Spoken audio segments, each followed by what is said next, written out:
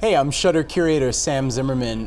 Today I have the pleasure of speaking with Fred Dekker, the man behind esteemed favorites like Night of the Creeps and The Monster Squad. Fred was nice enough to pick some of his favorite films on Shudder. We're going to talk a little bit about them today.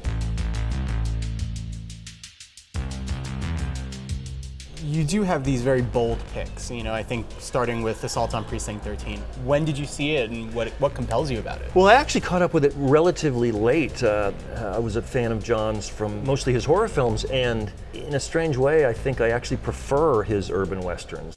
You want to be a hero your first night out, Lieutenant? Yes, sir. I think Assault on Precinct 13 is like the perfect B movie. You know, the idea of an abandoned police precinct that's under siege from this gang, which in a way foreshadowed Halloween because it wasn't political, it wasn't a street gang per se. It was like The Shape in Halloween, it was this force.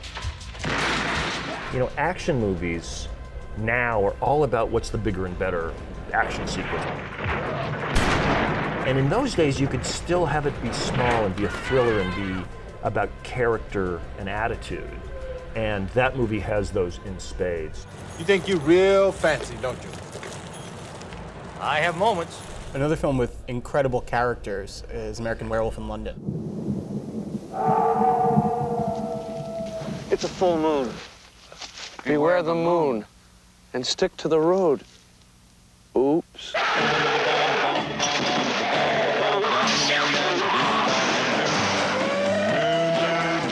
It's really hard for a comic horror film to not start to get campy or start to let the comedy sort of overtake the sense of menace and horror. And this movie is really scary and bleak. You've got to kill yourself, David, before it's too late. He's essentially got this disease which he has to face, but because of the disease, things are not going to end well. And the end of that movie slays me.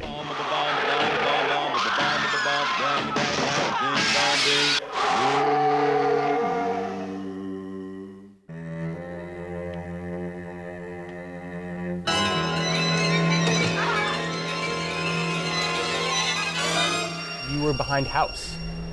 I was, yes. How do you view it now? I look back at it with great affection, but the movie, the version I wanted to make, was much bleaker and darker and more sort of a Roman Polanski black and white, real hardcore horror film.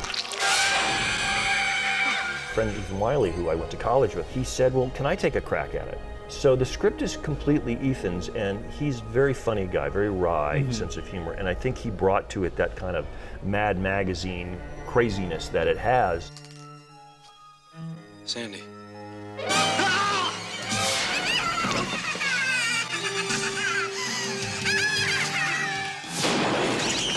Which in retrospect I think has probably made it more successful than the version I would have made.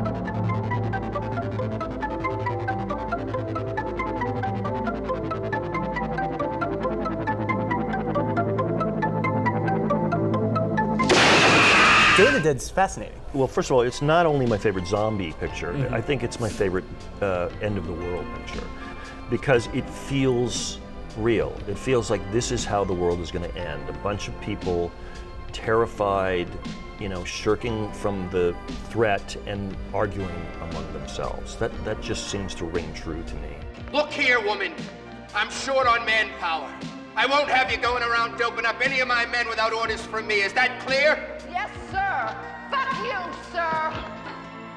The character work in that movie is extremely strong, maybe broad, but very strong in the idea that these blowhard kind of military macho guys aren't listening to the scientists. I mean, that's very contemporary. Oh, yeah. And Dr. Frankenstein's attempt to domesticate Bub is to them, you know, obscene, when in fact it's actually a pretty smart way to try and figure out the problem.